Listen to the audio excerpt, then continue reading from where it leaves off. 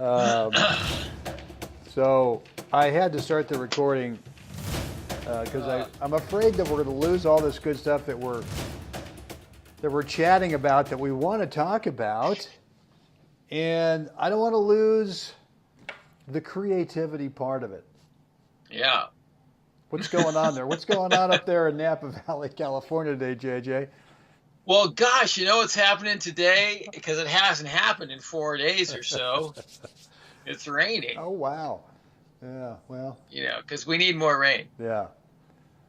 Yeah, Yeah. good. Okay, great. Yeah. You got the hotline number there handy that I can call my depression? Like the LSD rescue service back in the 60s? Yeah, something like that. I don't know. Yeah, I don't think so. No. Okay. Yeah. All right. Look, so we got a couple things coming up in the very near future. Number one, as we're recording this, which is a Monday, but it will not be coming out until next Friday, which is the date's the 18th. Yeah. The date that that's going to be Friday the 18th. Friday the 19th. No, I'm sorry. The 19th. The 19th. Right. So this episode's coming out Friday, April 19th. Well, just a few, and this is going to be episode number 96. A few after that is the big triple-digit century mark, 100.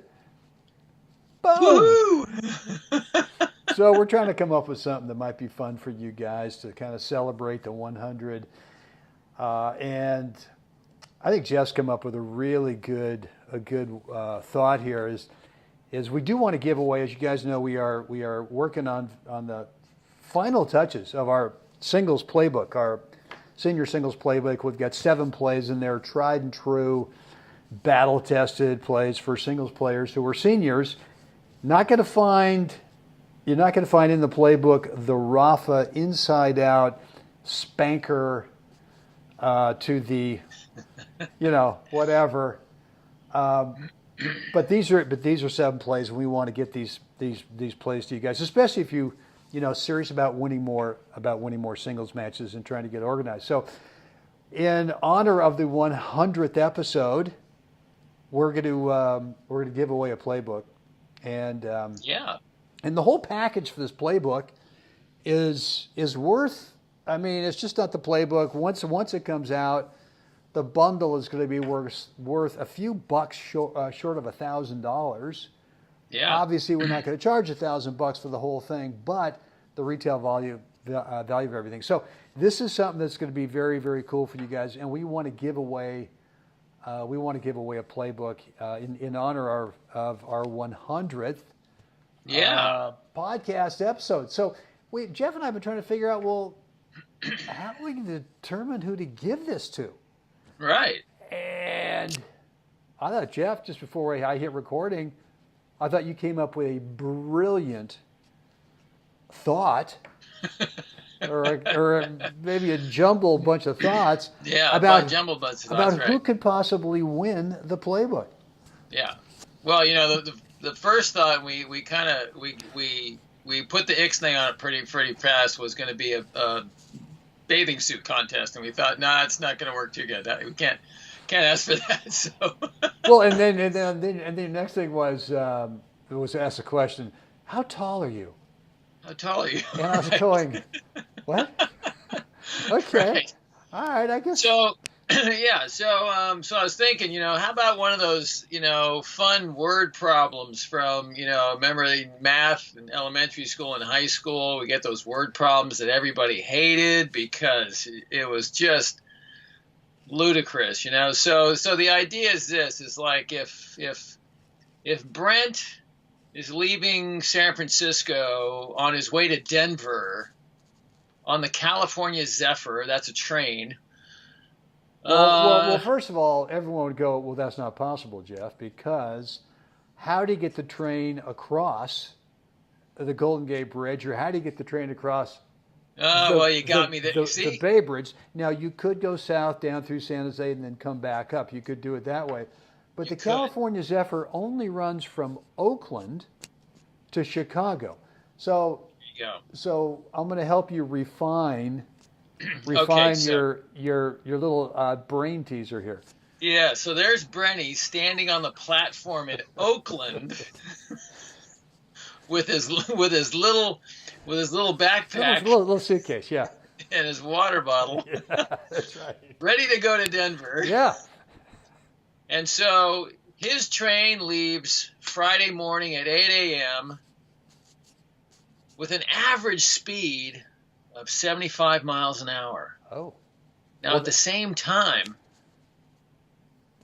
Brent's long-lost cousin, Zeke, is leaving New York at Friday morning at 8 a.m.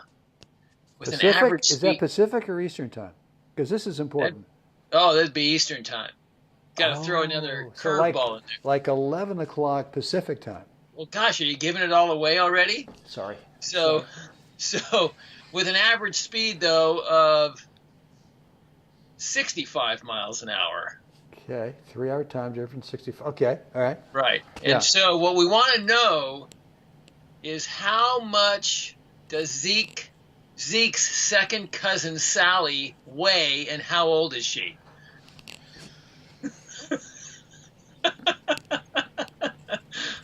There you go. Okay. Well, I'll tell you what. Come up with that answer. The first person, It's yours. the first person to come up with that, not only gets the singles playbook, but gets to meet Zeke and Sally. Right? Yeah. It's a private dinner with Zeke and Sally, and Jeff, you can actually wait tables and be the sommelier, Yes. and I'll be the busboy.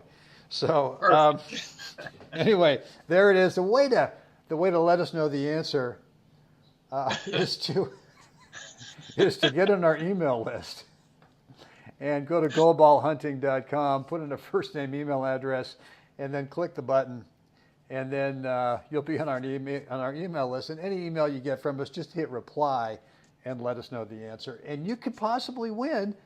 You could possibly win a senior singles playbook.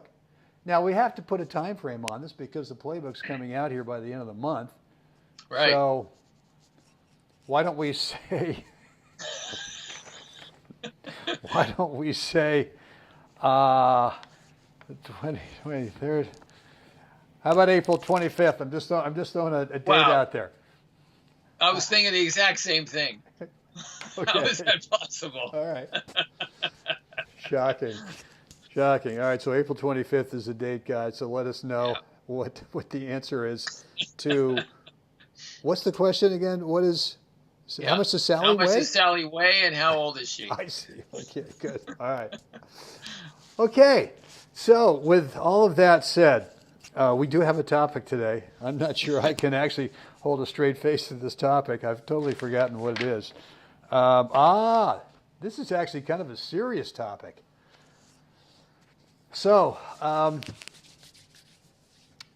threw at you before we started the recording today also another thing about something that kind of popped in my head the other day about situational stroke technique. Meaning that, we learn how to hit the standard Eastern forehand grip, at least we should be. Eastern forehand, maybe a modified with the Continental, kind of a hybrid grip in there. Rally ball. Nice offensive rally ball from the baseline, and we learn how to hit that. Unfortunately, most of the time our opponents do not cooperate in giving us the same ball that we've been working on Tuesday, Wednesday, and Thursday afternoons on the ball machine. Comes Friday, and all of a sudden, wait a minute, dude. And all of a sudden the ball is not quite... You're supposed to hit the ball right here. Right. Okay, maybe this isn't too serious. Anyway, so... I'm sorry. All right. Here we go. Come on, baby. Okay, I can't even look at you right now. I've got to look away. Come on, get it together, Brenny. Okay. Get it together. So we played doubles yesterday, and we played a couple of good guys, and I just remember sort of like a couple of returns. I hit a good return cross court, but Doug Dittmer, of course, would just take the volley and sort of play it where now I had another forehand. I kind of had a forehand, but it wasn't the forehand I've been practicing Tuesday, Wednesday, Thursday in the ball machine. Right. I was actually in a different part of the court, and I wanted this thing to land somewhere differently. So to me, it sort of brought up, well, this is situational. This is different situational stroke technique to get the result that I want. And to get the result that I want is a little bit lower, lower height over the net, a little bit lower trajectory. And I obviously wanted to land short in the court because he's playing serve and volley and coming in.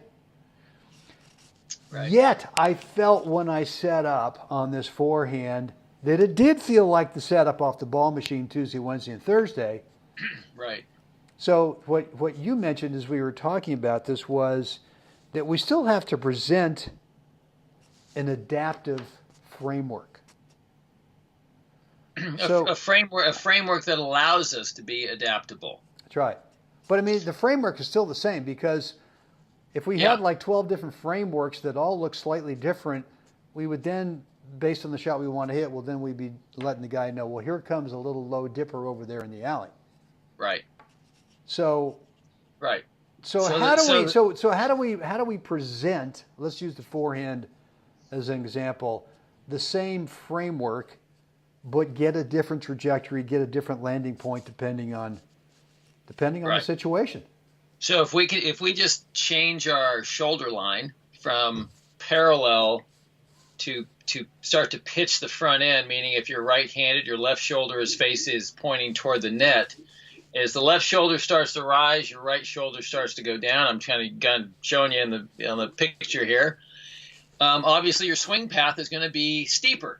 It's going to naturally be steeper through the contact of the ball, hence creating more of an upward swing path and more spin on the ball.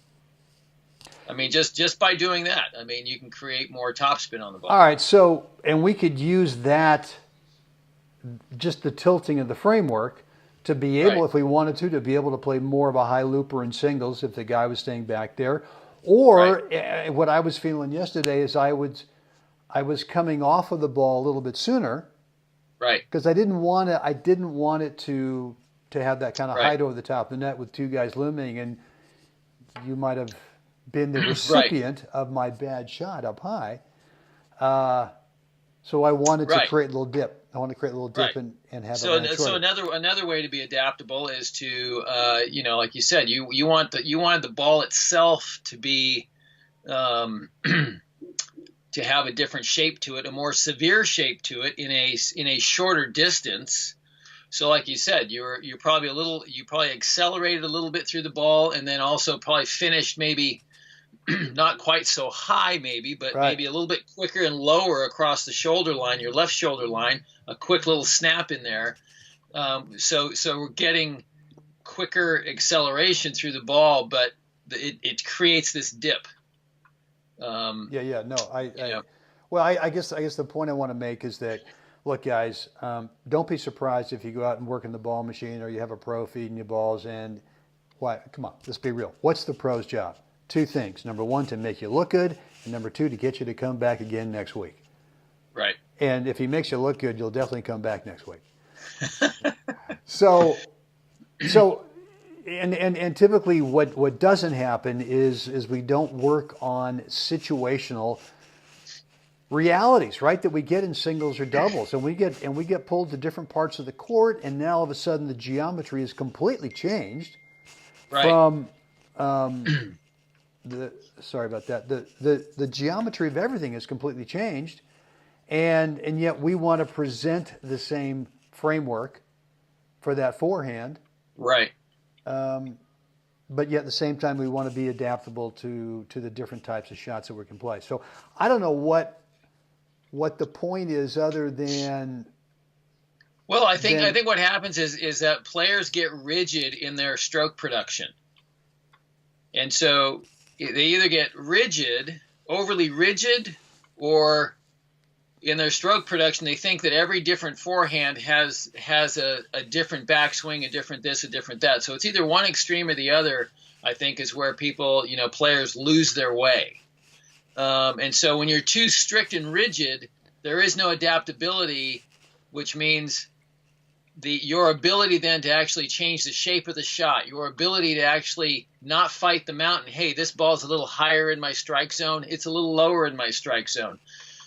adaptability to those things without losing the integrity of your swing is just massively important. And so that's where I think where players, league players and national players who are struggling with getting through to that next level, they can lose their way. And as well, then 180 degrees the other side of that coin is somebody that is constantly allowing the ball, because it's higher in the strike zone, completely changing their framework, or not even using a framework, but just this wide, this is my high ball swing, this is my low ball swing, and the arm is kind of working independently of the body.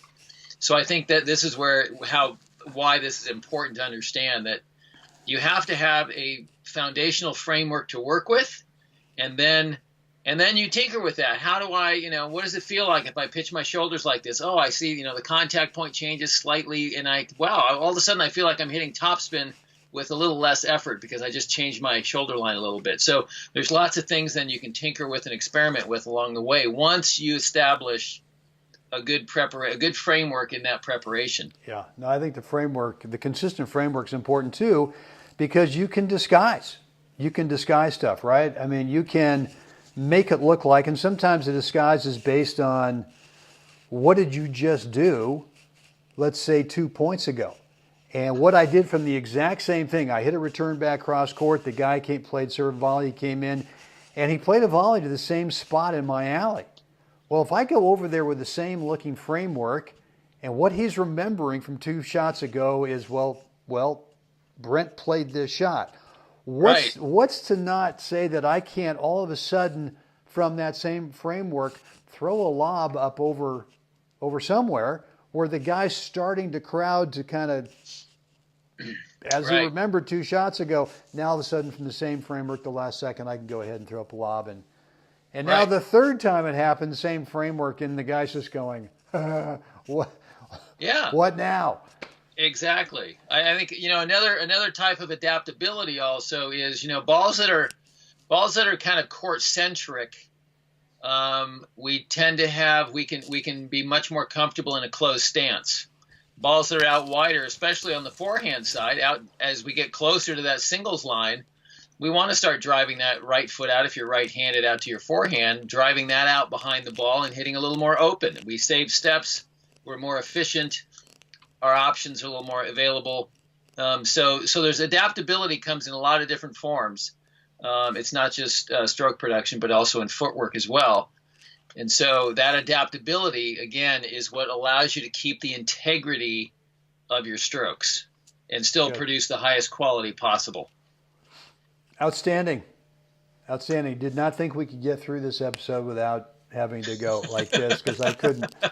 I would get the giggles, but I somehow got through it. So listen, good stuff. Hey guys, one thing we did not mention so far is that Jeff and I are still offering a complimentary private coaching call. It's 10 minutes. The 3 of us, we get in the phone together. It's a 3-way call.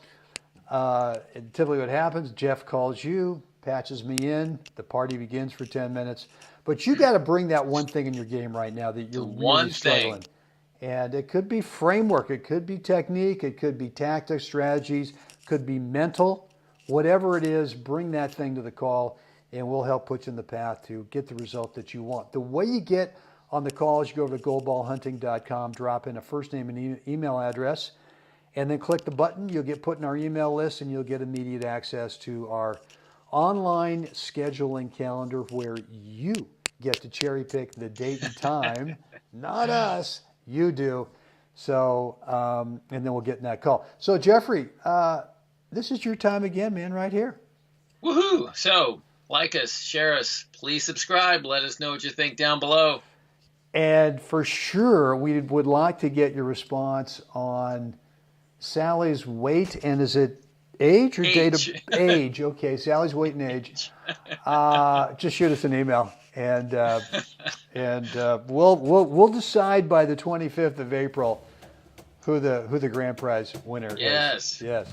Guys, get out there today. Thanks for hanging out with us today, but get out there, help someone else. Have a great day, and we will do this again tomorrow, Jeff. Woohoo! Can't wait.